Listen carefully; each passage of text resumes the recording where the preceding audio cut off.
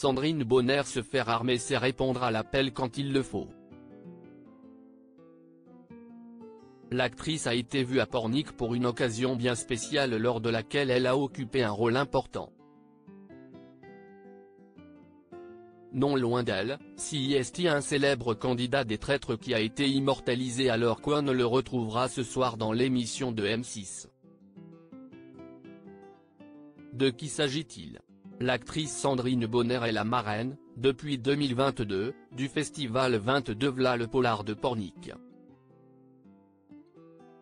CIST, l'association Le Polar à toutes les sauces qui organise l'événement depuis sa création en 2019 d'après une idée de Jean-Marc Bloch, ancien patron de l'AB.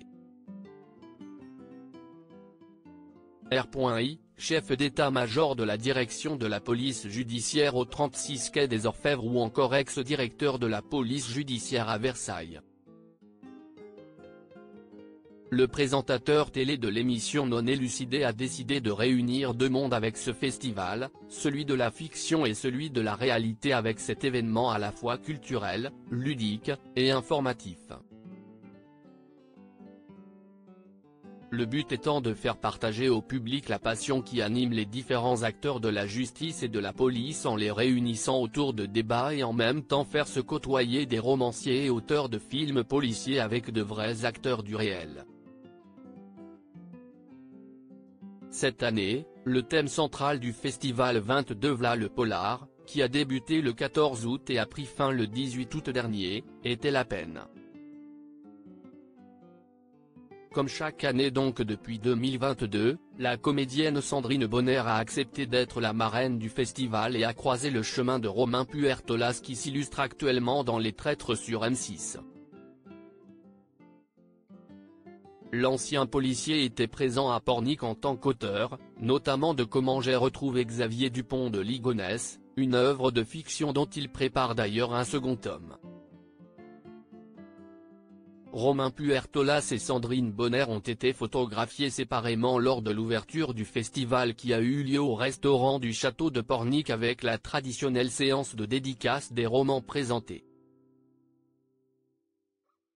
De nombreux auteurs de romans policiers, experts de la police scientifique, de criminologues, d'avocats et de magistrats ont fait le déplacement pour l'occasion. Du beau monde au festival 22 V'là le Polar de Pornic.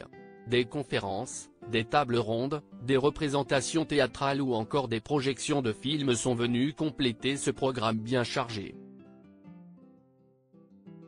Pascal Bresson, auteur de nombreuses bandes dessinées, Jean-François Pasquès, ancien lauréat du prix du Quai des Orfèvres pour son roman Le Dernier Témoin, Gilbert Thiel, ancien premier juge d'instruction au TJ de Paris, qui a instruit notamment les affaires Simone Weber et Guy Georges, le tueur en série de l'Est parisien et bien d'autres affaires criminelles retentissantes, étaient, eux aussi, de la partie.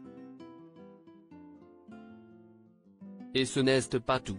Dominique Simoneau, contrôleuse générale des lieux de privation de liberté, ex-journaliste à Libération, Bruno Clément Petreman, directeur du centre pénitentiaire de la santé à Paris, Richard Marlet, ancien commissaire divisionnaire, chef du service de l'identité judiciaire à la préfecture de police de Paris, Michel Marie, journaliste de faits divers, chroniqueur dans l'émission Touche pas à mon poste et ancien journaliste à Détective, mais aussi Charles Diaz, ancien commissaire de police et auteur de nombreux ouvrages sur des services prestigieux de la police, se sont également illustrés lors du festival de Pornic.